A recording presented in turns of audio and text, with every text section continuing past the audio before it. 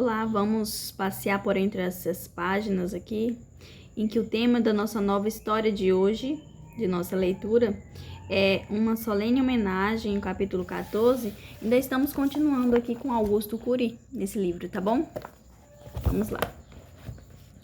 Eu passei esse drama quando perdi minha mãe.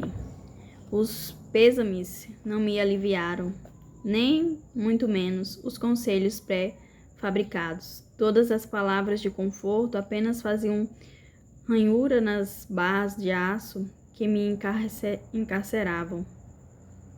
Teria preferido o silêncio dos abraços ou apenas algumas lágrimas que chorassem comigo.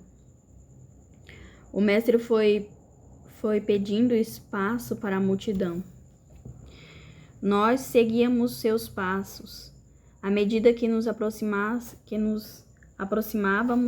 do caixão, as pessoas pareciam sofrer mais, até que vimos um homem jovem de cerca de 40 anos, cabelos pretos mais ralos, face emagrecida e sofrida, inerte no caixão. A esposa estava inconsolável, os parentes e amigos próximos estavam todos enxugando as próprias lágrimas. O filho estava desesperado. Eu me vi nele, senti mais do que meus companheiros a sua dor. Ele mal começara a vida e começara perdendo muito. Eu mal entendia a vida e meu pai encerrava a dele. E minha mãe posteriormente fechara os olhos. Jantava com a solidão e dormia em meu mundo fechado, repleto de dúvidas que nunca foram respondidas. Deus não se importava comigo, pensava. Tive mágoas dele na adolescência. Por fim, na vida adulta, ele se tornou uma miragem e tornei-me ateu. Devia estar brincando, mas me tornaram um especialista em ideias pessimistas. Percebendo o vácuo na história desse jovem, não pude conter as lágrimas. O mestre, ao ver o desespero do garoto, deu-lhe um abraço e perguntou o nome dele e de seu pai. Então, para nosso espanto, olhou para os presentes e com sua voz grave, pronunciou algumas palavras que lhes tirou o chão. Palavras que poderiam precipitar um tumulto. Por que vocês estão desesperados? O senhor Marco Aurélio não está morto. Imediatamente eu, Bartolomeu e Dimas procuramos ficar um pouco mais distantes. Era recomendável não sermos reconhecidos como seus discípulos. As pessoas tiveram reações distintas diante de sua atitude ousada. Umas saíram das lágrimas para o deboche, se bem que contigo. Deram risadas disfarçadas do maluco. Outras estavam imersas num clima de curiosidade. Pensavam tratar-te de um excêntrico líder espiritual, convidado para celebrar o funeral. Outros tiveram vontade de expulsá-lo da cena com elevada dose de raiva pela invasão de privacidade, pelo desrespeito aos sentimentos alheios. Dentre estes, alguns o pegaram pelos braços para tentar sufocar rapidamente o escândalo. Mas o mestre não se perturbou. Começou a dizer com voz alta e firme: Não lhes peço que silenciem sua dor, mas que silenciem o desespero.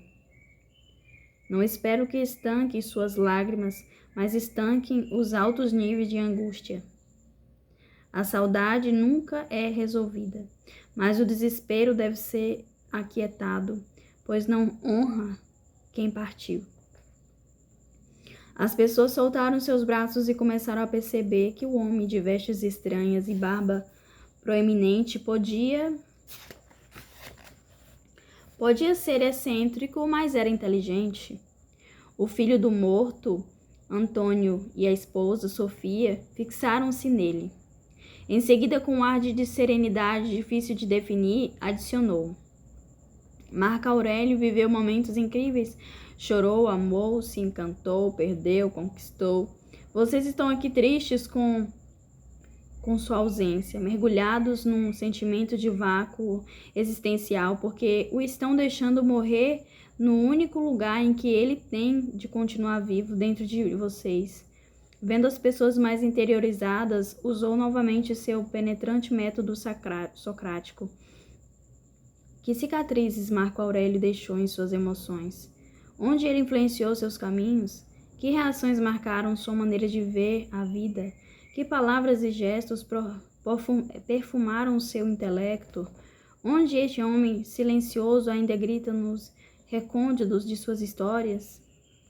Após proferir essas perguntas sequencialmente, o vendedor de sonhos deu um choque de lucidez em todos os que ouviram sua voz, inclusive em nós que o seguíamos.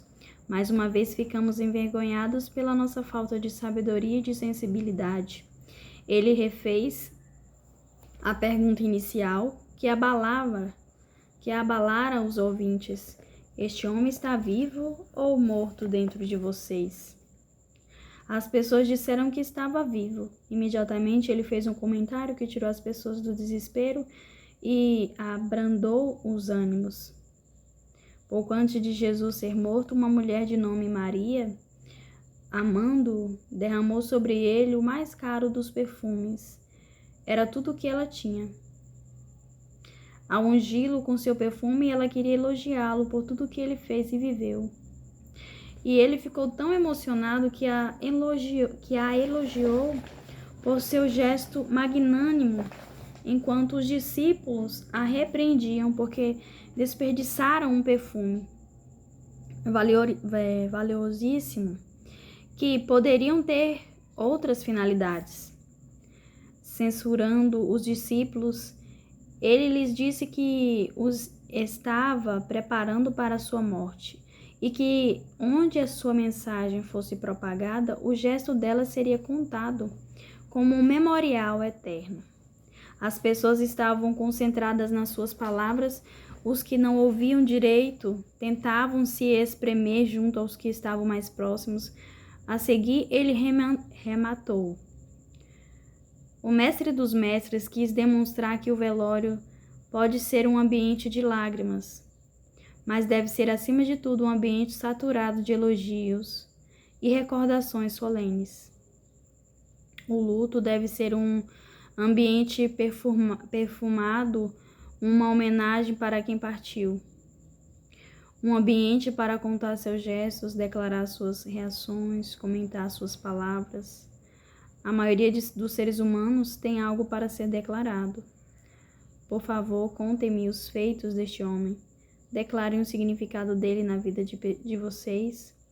Seu silêncio deve alçar voo de nossa voz. Num primeiro momento, as pessoas olharam umas para as outras sem reação. Num segundo momento, foi incrível o que sucedeu. Muitos começaram a contar passagens únicas que tinham vivido com ele. Falaram do legado que ele deixara. Alguns comentaram sobre sua gentileza. Outros declararam sua afetividade, outros discorreram sobre sua bondade e companheirismo, outros apontaram sua lealdade, outros elogiaram sua capacidade de líder com fracassos. Outros, mais relaxados, falaram sobre seus maneirismos. Houve quem dissesse que era apaixonado pela natureza. Um amigo disse: jamais vi alguém tão teimoso e obstinado. As pessoas sorriem num ambiente em que ninguém sorri, inclusive Antônio e a esposa, pois sabiam que ele era realmente um grande teimoso. E o amigo acrescentou: mas ele me ensinou que nunca devemos desistir daquilo que amamos.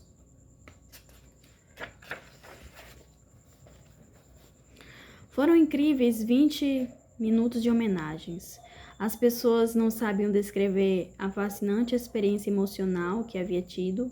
Marco Aurélio estava vivo, pelo menos dentro das pessoas que o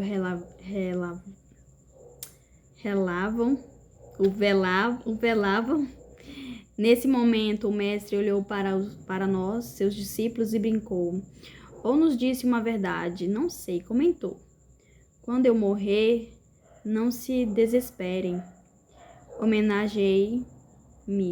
Falem dos meus sonhos, falem das minhas loucuras.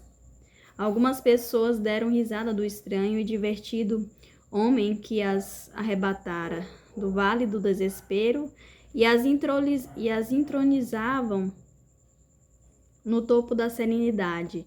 Por incrível que pareça, até o jovem Antônio sorriu. Em seguida, nesse ambiente perfumado pela homenagem póstuma, o mestre vendeu mais esse sonho para o jovem que perdera o pai. Foi um fenômeno sociológico que eu jamais imaginei estar vivo para ver. Antônio, veja como seu pai foi um ser humano brilhante, apesar dos defeitos dele. Não refreie as lágrimas, chore tantas vezes quantas desejar, mas não lamente desesperadamente sua perda. Ao contrário, honre-o vivendo com maturidade. Honre-o enfrentando seus temores. Elogie-o sendo generoso, criativo, afetivo, sincero. Viva com sabedoria. Creia que seu pai pudesse usar minha voz neste momento para lhe falar algo, ele daria gritos para encorajá-lo a viver. Filho, vá em frente, não tenha medo do caminho, tenha medo de não caminhar. Antônio ficou profundamente aliviado. Era tudo o que ele precisava ouvir. Ainda choraria muito, a saudade lhe bateria no peito sem dó, mas saberia colocar vírgulas na sua história ao encontrar a solidão. Ao deparar com a angústia, sua vida ganharia outros contornos. O vendedor de sonhos preparava-se para sair, mas antes deixou a plateia perplexa com seus questionamentos finais. Os mesmos questionamentos que me haviam abalado no topo do edifício São Pablo. Somos átomos vivos que se desintegram para nunca mais voltarem a ser o que eram? O que é a existência ou a inexistência? Que mortal o sabe? Quem dissecou as entranhas da morte para expor sua essência? A morte é o fim ou o começo? Extasiadas, as pessoas se encostavam em mim e perguntavam: quem é o cara? De onde procede o sujeito? O que eu poderia responder? Também não sabia. Aproximaram-se do Bartolomeu e infelizmente fizeram a mesma indagação. Boquinha de Mel gostava de tecer teses sobre o que não conhecia. Estufando o peito, respondeu: quem é meu chefinho? Ele é de outro mundo. E se precisar de alguma coisa, sou assessor dele para assuntos internacionais. Dimas, o mais novo da turma, que estava atordoado com tudo que ouvira, respondeu com honestidade: não sei quem é ele. Só sei que se veste como um miserável, mas parece ser muito rico, ter muita grana. Sofia, mãe de Antônio, profundamente agradecida, assim como eu, explodia de curiosidade ao vê-lo virar as costas para partir sem mais nada dizer, perguntou: quem é o Senhor? Que religião procede? Que corrente de pensamento o alimenta? Né? Ele olhou para ela e calmamente respondeu: eu não sou religioso, não sou teólogo, não sou filósofo, sou um caminhante que procura entender quem é. Sou um caminhante que outrora colocou Deus debaixo da planta dos pés. Mas depois de atravessar um grande deserto, descobriu que ele é o artesão da existência. Ao ouvi-lo mais uma vez, fiquei reflexivo. Não sabia que o mestre fora ateu como eu, mas algo o fizera mudar sua mente. Sua relação com Deus me perturbava. Não era religioso, formalista, coitadista, mas carregava de uma amizade incompreensível. Quem era ele, então? Que deserto atravessava? Teria ele chorado mais do que todas as pessoas desse velório? Onde viveu? Onde nasceu? Antes que borbulhassem mais perguntas no cerne da minha mente, ele foi saindo. Sofia estendeu-lhe as 2 mãos e declarou seu agradecimento sem dizer palavras. Antônio não se conteve, deu-lhe um abraço prolongado que comoveu a todos e perguntou: onde posso encontrá-lo novamente? Onde você mora? Ele respondeu: minha casa é o mundo. Você poderá me encontrar em alguma avenida da existência. E saiu, deixando todos boquiabertos.